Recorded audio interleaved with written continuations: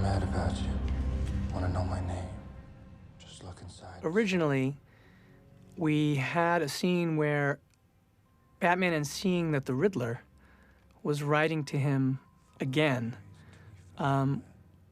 was very unnerved, and he wanted to get into the mindset of the Riddler, who's a serial killer, and so we wanted him to go to Arkham and talk to another serial killer, who in the script we called the Unseen Prisoner.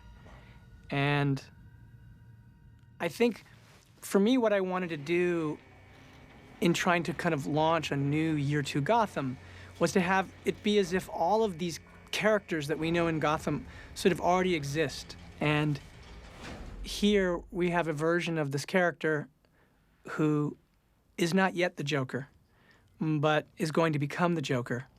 And I wanted Batman to have had an experience with him that put him in Arkham. So something happened in that first year, and they have a connection right from the beginning.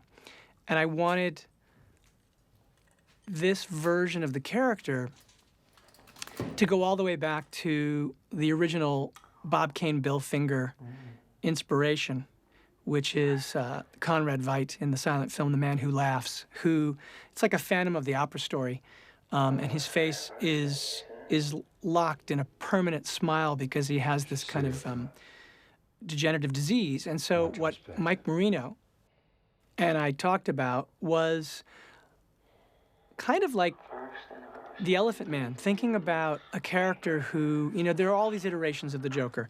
There, of course, is the classic version where he fell into a vat of chemicals.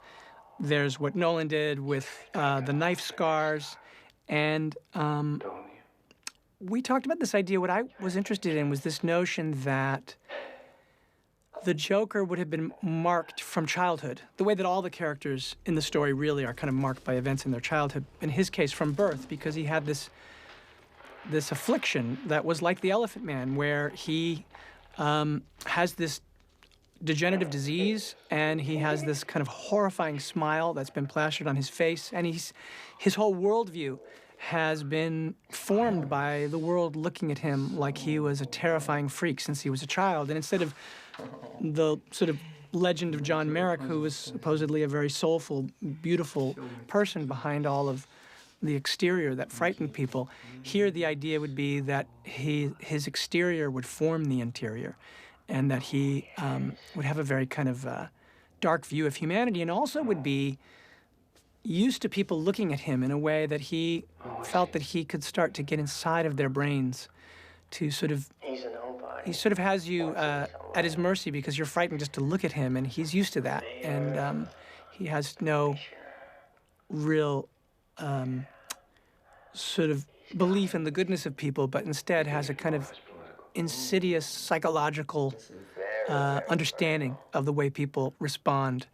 And in this scene, the idea was that the Joker, or not yet the Joker, the Unseen Prisoner, would be enjoying toying with Batman because he sees this connection that actually is one of the key parts of the arc of the whole movie, which is that he knows that Batman really sees things very much the same way the Riddler does, and that Batman is unnerved because he knows that he feels that these people in some way deserve what was coming to them, but it's not acceptable for him. So he's pushing this notion away throughout the whole movie. And when we were putting the movie together, this scene, even though I think that Barry and Rob did such a cool scene together, it was one of these things where narratively it wasn't necessary. You got everything that Barry was telling him, that the Joker was telling him over the course of the movie, and given the great length of the movie, it helped the story to take the scene out. But I always really loved the work that Barry and Rob did in the scene. And I think one of the fun things to talk about in terms of what Mike Marino and I talked about was, I said, you know, I always wrote it in the script that he would be out of focus, and that you'd only see his mouth close at the end, and that's where you would realize that this is some early iteration of the Joker. But Mike only had the out-of-focus space to work with to try and create that Conrad Veidt classic sort of style of image. And so everything he did, he was kind of sketching in the out-of-focus part of the frame. And I think he did a beautiful job here. As he did, obviously, Mike also did Colin's makeup for Penguin, and he's really kind of a master. And this is, of course, the key to the whole scene, which is that he does think that they deserve it.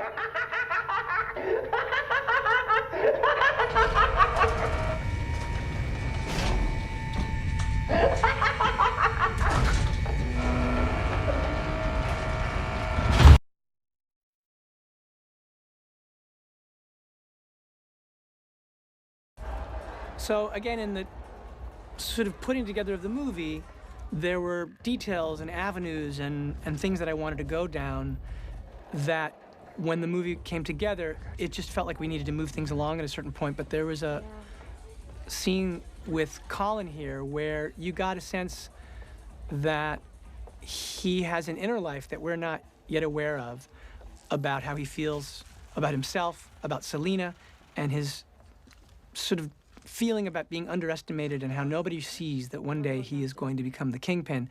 And to me, I thought there was something really interesting in this idea that Batman is watching him, but the Penguin is very unguarded in this moment. It's a unique opportunity to see him being vulnerable. And he really does care for Selina. And Selina is really awkward because she knows that Batman is eavesdropping, and he takes it, Penguin takes it, to mean what it's always meant, which is rejection, a life of rejection, and how that is part of the fuel for the fire for what he is to become. And I really love what Colin did in this scene, and I was sad to actually lose it because I thought it gave wonderful depth to his character. But it's one of those things in the editing, sometimes you just have to pull some of your favorite things out. Falcone ain't gonna be around forever. One day this city's gonna be mine. And of course, the other key is that Rob starts to wonder, wait, how is she involved with him? And it starts to make him feel, as he does throughout much of the film, quite jealous. Where you going? Hospitality.